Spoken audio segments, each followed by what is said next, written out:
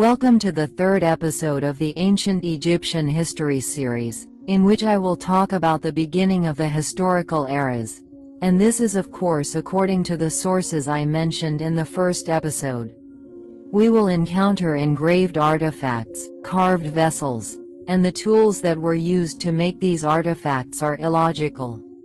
This is a missing link, and the first puzzle of ancient Egyptian civilization. The issue is bigger than pottery, mud buildings, and conflicting names of kings. It's as if Egypt is speaking and saying that my history is much older, my antiquities go back to ancient Egyptian eras, but much earlier than those who reused them. I will talk about the ancient era, if this is your first time hearing from me. Pharaohs settled on the banks of the Nile, learned agriculture, and began to build the ball. It began to separate, but common interests, kinship ties, and attempts to impose leadership did not allow the ball to remain scattered for long periods. A village next to a village became a city, and a city next to a city formed regions. Each village was distinguished by something, such as numerical abundance, natural immunity, and material assets that controlled the region. Each region had a ruler, a capital, and a poetic idol, and the same thing that happened between the villages was repeated between the regions. Each region had strong people. It was trying to gain leadership and control over the weak regions around it or expand trade, for example increasing production, alliances, and what did not happen was through force and spreading people. This was the first stage of 9 stages that eventually led to the unification of Egypt into a stable kingdom. Of course, these stages were inferred from the inscriptions on the Salayat, the train tracks drawn on them. Also, the symbols of the regions and what the pyramid texts included of references to distant events and ancient beliefs. At some point, the Delta regions divided into 2 kingdoms and the Upper Egypt regions divided into 2 kingdoms, so that long periods of convergence and divergence would continue and end with the Delta. A kingdom would be formed and Upper Egypt would be a kingdom. The Kingdom of Lower Egypt. The city of Buto was made its capital, currently Tel el-Faraoin, and its ruler was crowned with the red crown. The kingdom itself, it adopted papyrus as its emblem. They worshipped the goddess, and the snake came. The Upper Egyptian Kingdom, whose leaders settled in its hill, Kham el-Ahmar, north of present-day Edfa. The ruler was crowned with a white crown, and they used the lotus flower as their hair. All this talk was before the era of dynasties and before the unification that probably happened in previous eras, but we did not continue to find names for monuments such as the king, the scorpion, the elephant, the lion, names that suggest attack, storming and specialists.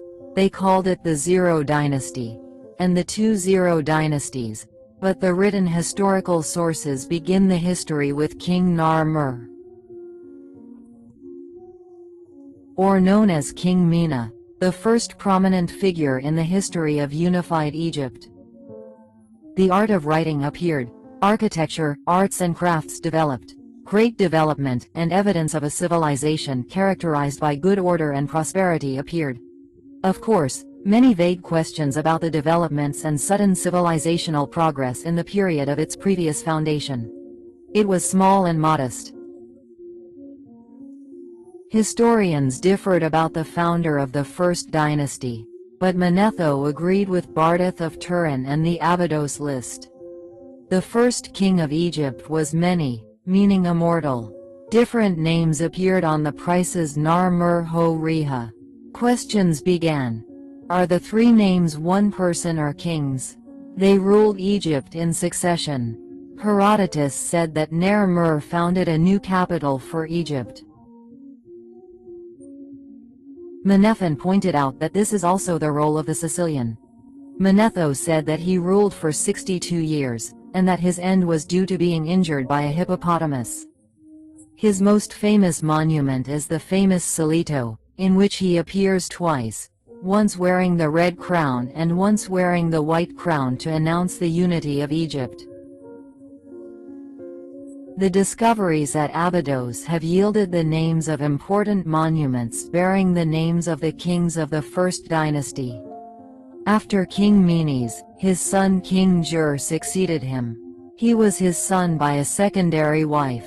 Manetho stated that he ruled for about 27 years. The founder of Memphis was a physician. Books on anatomy from his era can be seen in his monuments on a skillfully made knife made of pottery and coated with gold. After him, the third king of the First Dynasty, King Jet, ruled. In the Louvre Museum, the first great masterpiece of ancient Egyptian art, his funerary stela, era of Y, on a collection of antiquities and seals. After him, King Din ruled, the first to be attributed to the symbol of the North and South, which the kings of Egypt preferred to adopt after that until the disappearance of hieroglyphic writing. He sent a campaign against the Bedouin tribes in Sinai to punish the bandits who were attacking the inhabitants of the delta, and to bring in precious stones and turquoise, which I have never seen before in Abydos. I saw the use of granite for the first time. Dr. Salim Hassan says that the first king thought of organizing the flood water, and also King Din conducted a population census, and was the first to celebrate the 30th anniversary, which is his 30th year in ruling Egypt. After that, the kings of the First Dynasty followed one another, and at the end of it, there was usually some kind of conflict so that it would fall and the Second Dynasty would begin. Manetho mentioned 9 kings in the Second Dynasty. Are King Hetep Sekhem, whose name means the two powers calm down. His name symbolizes the new conflict between the two kingdoms, and that the new king started the dynasty and ended this conflict. According to Manetho, he ruled for 38 years and until now his tomb has not been found.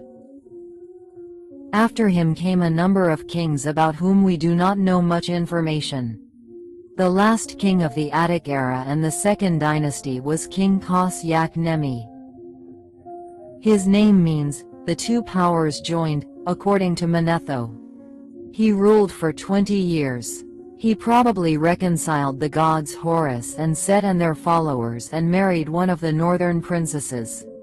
Queen Nimma loves her name. It was found on a number of monuments in Abydos and she was given the title of Mother of the King's Sons, and she is actually the mother of King Djeser and founded the Third Dynasty.